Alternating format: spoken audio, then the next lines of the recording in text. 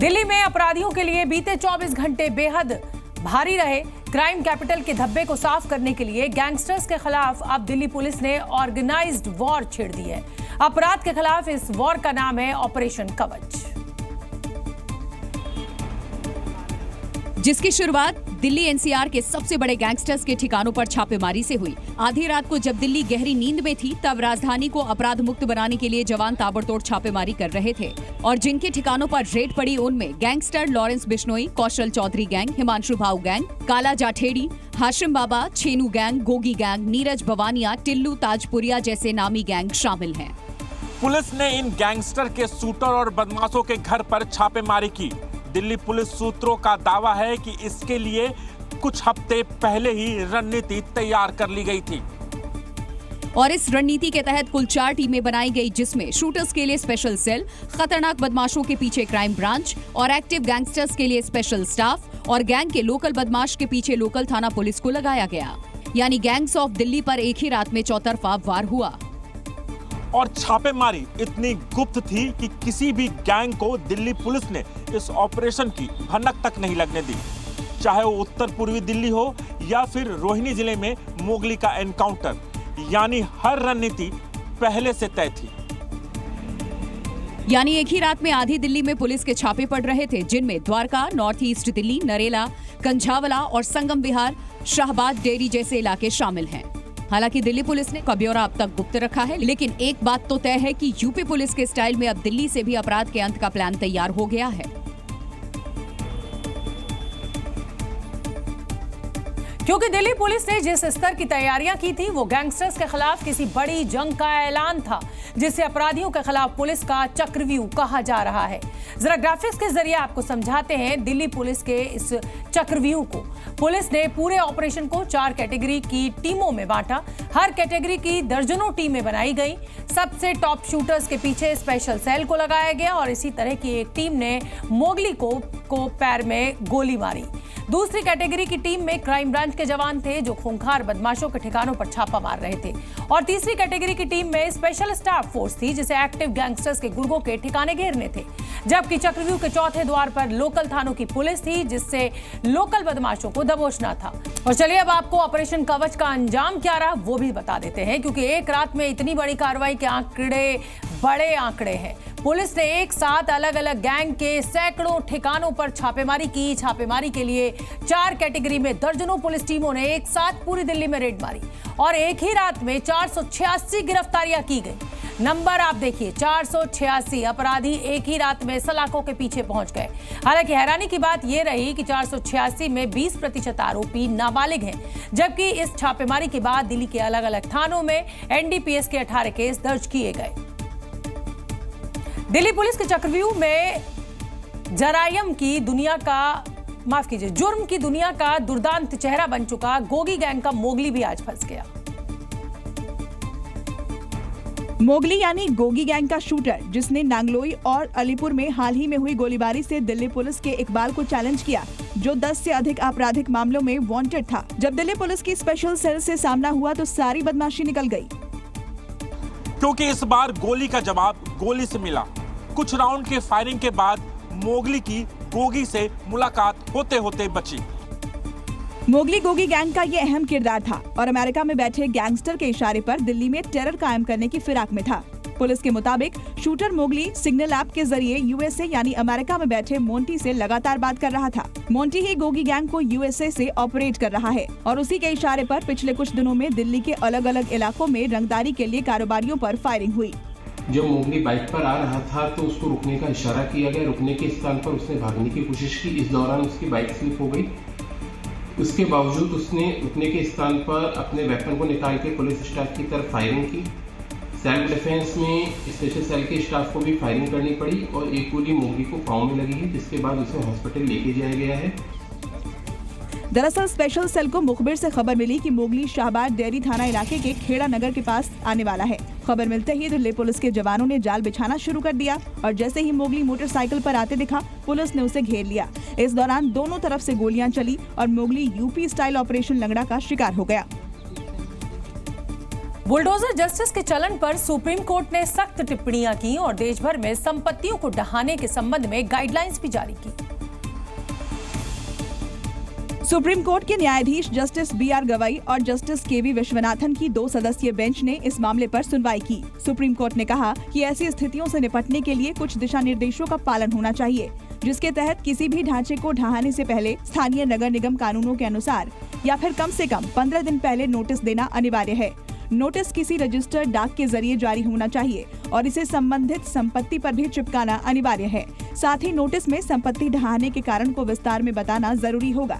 Supreme court के फैसले पर याचिकाकर्ता और दारुल उलूम देवबंद के प्रमुख अरशद मदनी ने खुशी जाहिर की।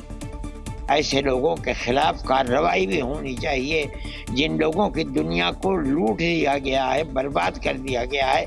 बर्बाद करने वालों से इस पैसे को वसूल किया जाना चाहिए। वहीं इस मुद्दे पर सियासत भी तेज है। विपक्ष ने फैसले को सरकार के मुंह पर तमाचा बताया तो NDA ने फैसले पर सरकार का बचाव किया। सुप्रीम कोर्ट का ये रिजल्ट जो है ये बड़ा तमाचा विशेष करके योगी को लगा है, जो बुलडोजर की बात करते हैं, बुलडोजर बाबा की बात करते हैं। अगर कोई अपराधी अवैध संपत्ति कलेक्ट किया और सरकारी जमीन पर वो अगर मकान बनाया हुआ है तो उस सरकारी जमीन को खाली कराया जाता है। और चलिए अब आपको जल्दी से डिटेल में बता देते हैं कि सुप्रीम कोर्ट का बुलडोजर एक्शन पर जो पूरा फैसला है वो आखिर है क्या। सुप्रीम कोर्ट ने अपने फैसले में कहा है, बिना किसी कारण बताओ नोटिस के कोई भी मकान नहीं गिराया जाना चाहिए। कम से कम 15 दिनों का वक्त दिया जाना चाहिए। नोटिस रजिस्टर्ड पोस्ट से भेजा जाना चाहिए। मकान के बाहर भी इसको चस्पा किया जाना चाहिए। नोटिस में साफ साफ जिक्र होना चाहिए कि कैसे नियमों का उल्लंघन हुआ है। अथॉरिटी को मकान मालिक को सुनवाई का मौका देना चाहिए। डिमोलिशन की प्रक्रिया की वीडियोग्राफी भी होनी चाहिए। डिमोलिशन रिपोर्ट को डिजिटल पोर्टल पर डाला जाना चाहिए। साथ ही फैसले की कॉपी सभी राज्यों, केंद्र शासित प्रदेशों के मुख्य सचिव और सभी हाईकोर्ट के रजिस्ट्रार जनरल को भेजने के आदेश भी दिए। राज्यों को निर्देश दिए गए कि सभी DM और स्थानीय अधिकारियों को इन निर्देशों के बारे में सूचित करने के लिए सर्कुलर जारी करें। कोर्ट ने हर म्युनिसिपल लोकल अथॉरिटी से कहा है कि वो 3 महीने के अंदर डिजिटल पोर्टल तैयार करें, जिस पर ऐसे नोटिस भेजने, उसे मकान के बाहर चस्पा करने, मकान मालिक के जवाब जैसी जानकारियां होनी चाहिए। बुलडोजर एक्शन को लेकर एक तरफ सुप्रीम कोर्ट सख्त आदेश जारी कर रहा है तो वहीं दूसरी ओर देश के अलग अलग हिस्सों में बुलडोजर कार्रवाई भी हुई। उत्तर प्रदेश और मध्य प्रदेश में इसकी तस्वीरें भी सामने आई। यूपी के बरेली में प्राधिकरण में अवैध कॉलोनी पर बुलडोजर चलाया।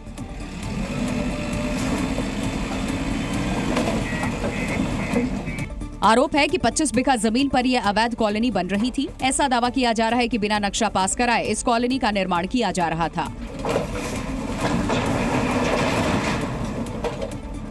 ये पूरी कार्रवाई बरेली के बरादरी थाना क्षेत्र के पहाड़गंज रोड पर हुई।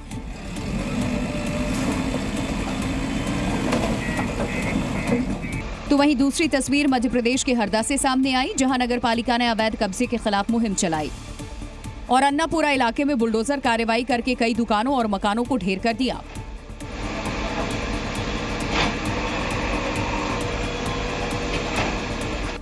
प्रशासन के मुताबिक इलाके में लोगों ने अतिक्रमण करके दुकानें बना ली थी, जिससे ट्रैफिक की समस्या पैदा हो गई थी, जिसकी कई दिनों से शिकायत भी मिल रही थी और नोटिस जारी करके कार्रवाई की गई।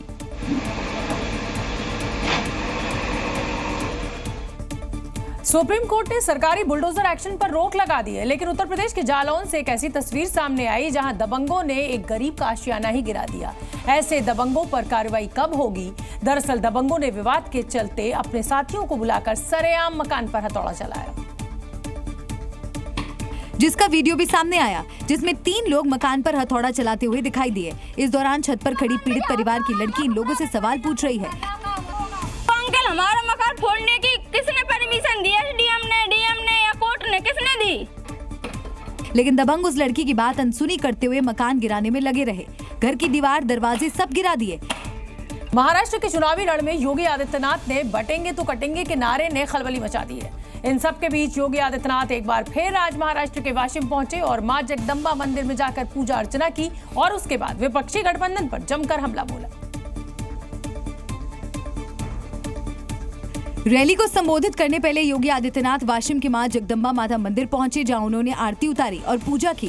साथ मंदिर में पुजारियों ने उन्हें विशेष पटका पहनाकर सम्मान किया। उसके बाद उन्होंने हवन कुंड में नारियल अर्पित करके महाराष्ट्र के विकास की कामना की। विशेष परिधान के साथ मुख्यमंत्री योगी आदित्यनाथ ने पूजा की और फिर संबोधन के लिए मंच पर पहुंचे, जहां उन्होंने महाविकास अघाड़ी और कांग्रेस पर तंज किया। समाज और राष्ट्रद्रोही तत्वों को अपने गले का हार बनाने वाला महाअघाड़ी के नाम पर एक महाअघाड़ी गठबंधन भी कांग्रेस के नेतृत्व में आपके बीच में है। न उनके पास नीति है, न देश को आगे बढ़ाने की कोई नीति है, न उनकी नियत साफ है और न उनमें नैतिक बल ही है। सियासत संकेतों का खेल है। जो दिखता है मायने उससे कहीं गहरे होते हैं। दरभंगा में एक जनसभा के दौरान भी ऐसा ही संकेत बिहार ही नहीं पूरे देश की सियासत में कई बार दिया गया। वो संदेश जो मोदी 3.0 के शपथ ग्रहण के दौरान पूरे देश ने देखा, वो संदेश जो आज हर हिंदुस्तानी देख रहा है। मौका था दरभंगा में एम्स के शिलान्यास का। मंच पर प्रधानमंत्री मोदी विराजमान थे। बिहार की तमाम दिग्गज नेता और सामने बिहारी आवाम मौजूद थी कि तभी नीतीश की एंट्री लेते ही कुछ ऐसा हुआ, खुद प्रधानमंत्री मोदी कुर्सी से खड़े हो गए।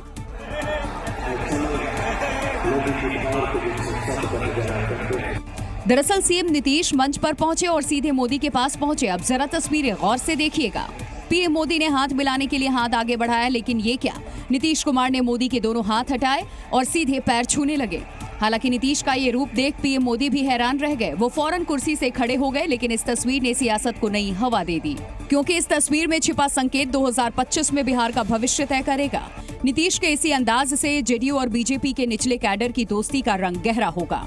इसी तस्वीर के संदेश से तय होगा बिहार में कौन बड़ा भाई है और किसे बड़ा हो जाने दिया गया। झारखंड में पहले चरण की 43 सीटों पर आज मतदान पूरा हुआ। शाम 5 बजे तक पहले फेज में 64.86% मतदान हुआ। यानी पहले चरण में 683 उम्मीदवारों की किस्मत अब ईवीएम में कैद हो चुकी है। झारखंड में कुल 81 विधानसभा सीटें हैं, जिनमें पहले चरण में 43 सीटों पर वोटिंग संपन्न हो गई है। पहले फेज में झारखंड के कई दिग्गजों की किस्मत भी ईवीएम में कैद हो गई है। पहले फेज की वोटिंग को लेकर झारखंड के लोगों में गजब उत्साह देखने को मिला और आखिरी वक्त तक बूथ पर लंबी लंबी कतारें लगी नजर आईं। झारखंड के अलावा देश के 10 राज्यों की विधानसभा सीटों पर भी उपचुनाव था, जिनमें राजस्थान की 7 सीट, बिहार की 4 विधानसभा सीट तो मध्य प्रदेश की 2 विधानसभा सीटों सहित दूसरे राज्यों में भी वोटिंग संपन्न हो गई। लेकिन उपचुनाव की जंग में सबसे बड़ी अग्नि परीक्षा केरल के वायनाड में प्रियंका गांधी की है। ये सीट राहुल गांधी के रायबरेली से सांसद चुने जाने के बाद इस्तीफे से खाली हुई थी और प्रियंका गांधी अगर चुनाव जीती तो पहली बार संसद में उनकी एंट्री होगी। हालांकि सेकंड फेज में झारखंड के साथ महाराष्ट्र में भी वोटिंग होनी है और 23 नवंबर को पता चलेगा 2024 का आखिरी गेम किसके पाले में गया। लोकतंत्र के महापर्व में हिस्सा लेने के लिए लोगों में गजब का उत्साह देखने को मिला।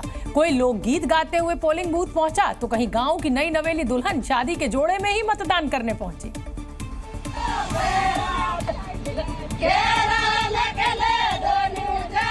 जरा इन तस्वीरों को देखिए। ये गजब का उत्साह, ये डांस, ये जश्न, ये सब लोकतंत्र के उत्सव का उल्लास है।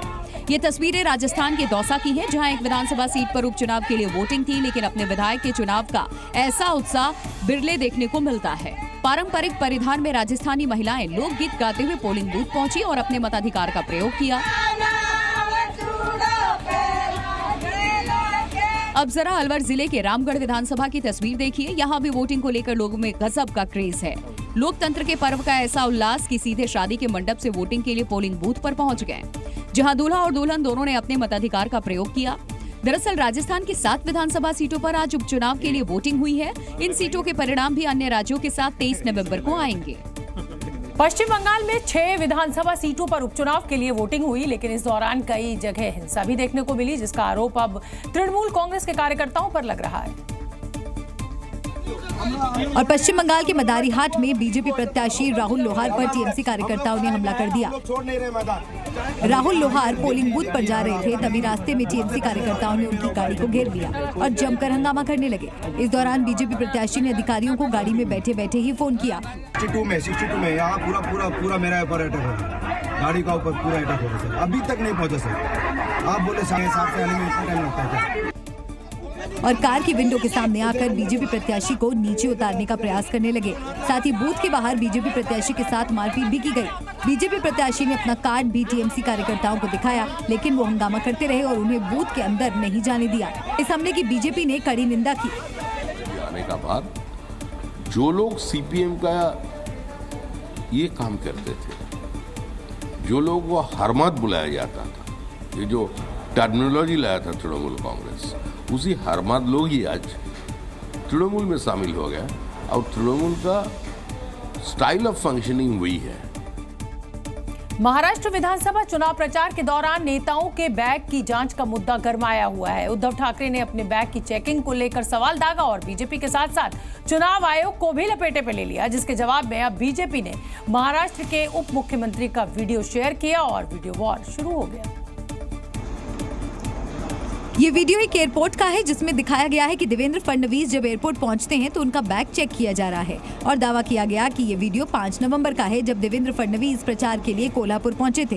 साथ ही बीजेपी ने आरोप लगाया कि विपक्ष केवल मुद्दा बना रहा है। चुनाव आयोग बीजेपी के बड़े नेताओं की भी चेकिंग करता है।